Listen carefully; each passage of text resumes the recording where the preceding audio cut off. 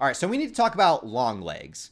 But at the same time, I kind of encourage you just to go see it without hearing any reviews or listening to any synopsis of the plot, because this is what happened to me with this movie.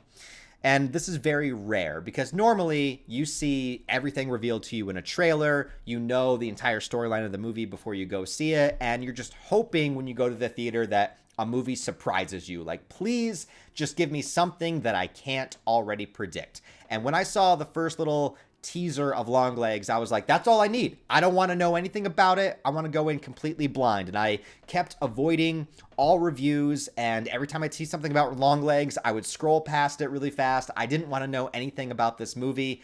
And that is the best experience that you could have with a movie like this. So if you clicked on this video and you want a review, I am going to give it to you. But first, I would just encourage go into this movie blind and come up with your own opinion.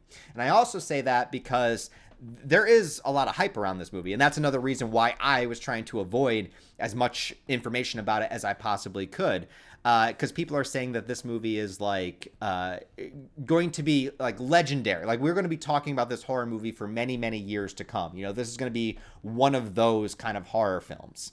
And to a degree, that may be true. But I also don't want you to get so hyped, you know, that it might not be what you expect it to be. So go in blind and just make up your own opinion. That's my official review. But okay, let's get into my thoughts about the movie. So again, I don't want to spoil anything in particular, but I will tell you the basic synopsis. So our lead character is played by an actress named, I have it pulled up here, Micah Monroe.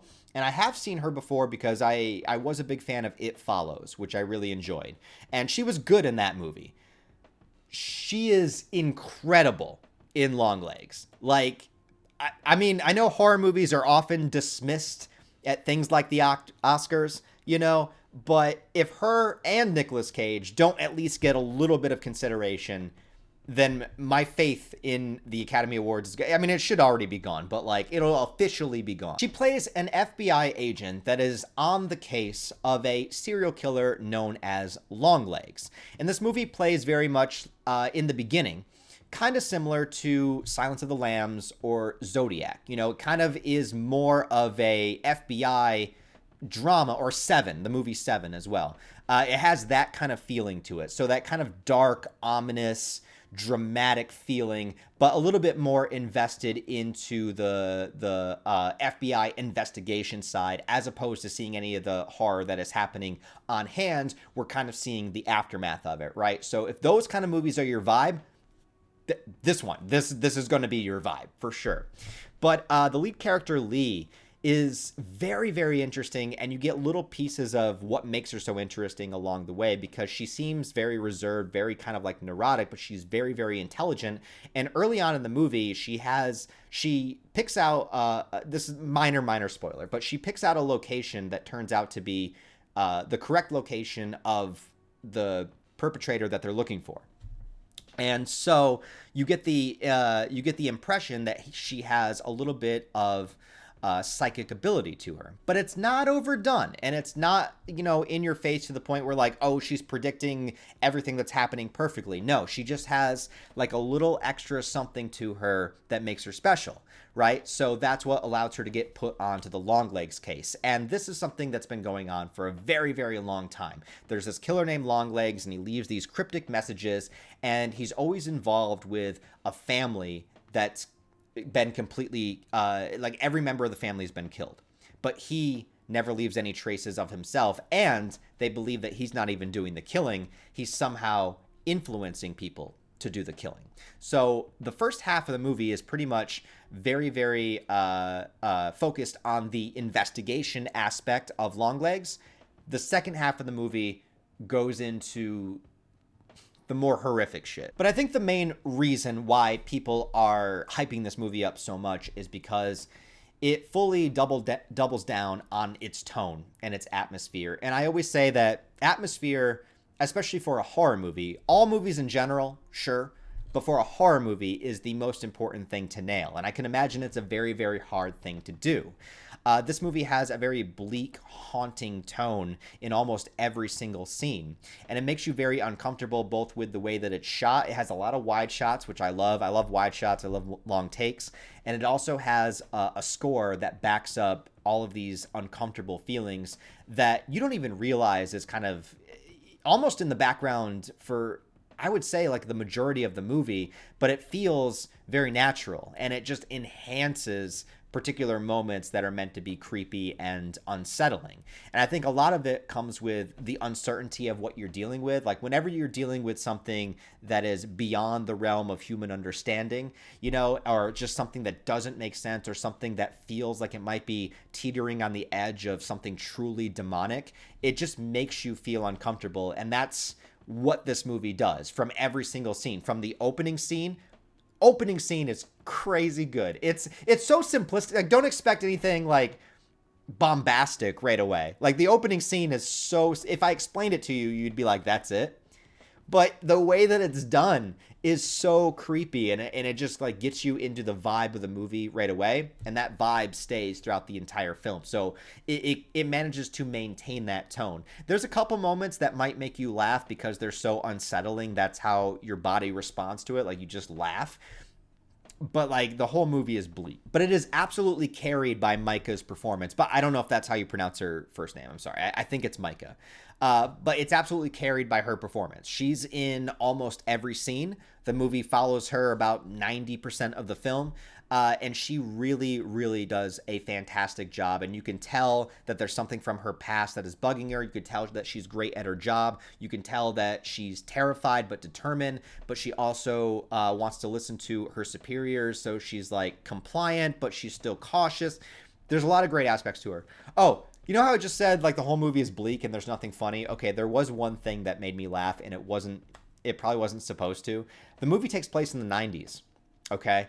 And in one of this isn't a spoiler, but like in one of the offices in the FBI station, there's just this picture of Bill Clinton on the wall. Nothing else is on the wall. It's just a picture of Bill Clinton, like just him smiling. I don't know why. It made me laugh like really hard. It probably shouldn't. I don't know why. It's just like there's nothing in this room but a big ass picture of Bill Clinton. And then, of course, we got to talk about Nicolas Cage, okay? And here's the thing. Nicolas Cage, nowadays, you know, I think that he is, because he's been turned into a meme so often, and he has, you know, done a lot of exaggerated performances in ridiculous movies like The Wicker Man and whatever. I think the perception of Nicolas Cage right now is a little bit strange because people love him for all kinds of different reasons. If you're expecting a silly Nicolas Cage performance in this movie, listen, Nicolas Cage is nearly unrecognizable in this movie to me. When they first show him, and then it cut away, I was sitting there thinking, I was like, wait, was that Nicolas Cage? Like the makeup on his face is done very well. The only way you can tell that it's Nicolas Cage is every once in a while his voice will just sound like Nicolas Cage. But he plays a character that you cannot take your eyes off of. And they use him very, very well in this film. He's not in a ton of the movie, but he's very important. And every time he's in it, it is so unnerving and unsettling. And I think in some of his performance, again, you may laugh out of uncomfortability, but there's nothing funny about what he does in this movie. Like if you think about it, if you think about the story, if you're invested in the film and you're thinking about the story and what this character is doing, it is traumatic. You know, it is dark, it is unsettling, and it's the kind of person that if you were working late in a store, right? And this guy comes into the store and it's like 9 p.m. and it's dark out and he's the only guy in the store, you would shit your pants. Maybe that's something because I used to work in a store and close by myself. But like he is that guy that you don't want around you. That like you hear him speak and you're like, no, like there's something fucking wrong with this guy. Like at any moment he could become unhinged. And he does. I really enjoyed the film. I was very engaged the entire way. I do have one negative, but in order to talk about it, I have to get into spoilers. So, what I will say about Longlegs is, once again, if you watch this whole review so far, you know my stance on it. It would be better to go into it blind. I really, really enjoy it. It doesn't, right now, it didn't, skyrocket into my top 10, top 20 favorite horror films of all time or anything. But I think as far as like modern day horror movies go, and what's in theaters right now, if you are a horror fan, this is absolutely one to check out. It might not be everyone's cup of tea. Some people might find it to be overrated, but I think that if you are a horror fan, you owe it to yourself to give this a shot, because it is done very, very well. All of the performances are amazing. It has a very unique style to it. It takes risks, and everyone talking about there's no originality in movies anymore, or everything's a sequel, everything's a remake. Whether or not you vibe with this movie or not, this is what we're looking for. We need things like this. We need originality like this. We need movies to take risks like this, and we need movies to form their own identity that are not attached to anything else. And that's what this movie is, and I respect it for that. All right, so now I'm going to get into spoilers a bit, mostly just talking about the ending. So if you guys don't want to know spoilers, go ahead and click off the video now. But before you do, give it a like and a comment. I'd appreciate it. So thank you. All right, so I do have one negative of the movie, and it's very kind of specific, and maybe it won't bother anybody else. I couldn't see this really being a common gripe, but for some reason it just bothered me. So the ending of the film, where Lee realizes that the next victims are going to be her superior officer and his family. They send the creepy demonic dolls to every house. By the way, those dolls are so scary, man. Those are great. So it's influencing him to kill his family, right? Great idea, great setup for the ending. I love when she goes into the house and she's like, what are you talking about? Like, that's my mom. That's not, all of that was great. But I wish that the movie would have gone a little bit further with that concept, because once you realize that there is actually supernatural stuff happening, the movie does a good job. Like 85 to 90% of it, you could argue whether or not is anything supernatural actually happening here. But at the end, they confirm, yes, there is. There are demonic dolls that are influencing people to murder their families. That is supernatural. Okay, so I wish it would have went further with its concept. I wish that we could have seen a little bit more of what that means. I wish we could have expanded a little bit of the lore on what the evil actually is that is being put into these dolls from Longlegs. And the climax at the end, I just feel like it was over so quick. Like Lee, kills her superior officer. She kills her mom, which is traumatic, right? But like it just was over so quick. And then the movie just kind of cuts to black once she, the gun wouldn't go off against the doll, which I don't know if that meant that like you're just not able to kill the doll or not. But that's what I mean. Like I wanted a little bit more. It went so much into the Satanism thing, like, and how, the demon wanted Lee and all of that kind of stuff. It's like, I want to see more of that. Like maybe that's what the movie intended, always leave your audience wanting more. I completely get that. But I just felt like that final scene, I just wanted to like dig my teeth into it more. I wanted to know more about the lore. I wanted to see more of the evil. I wanted to understand more.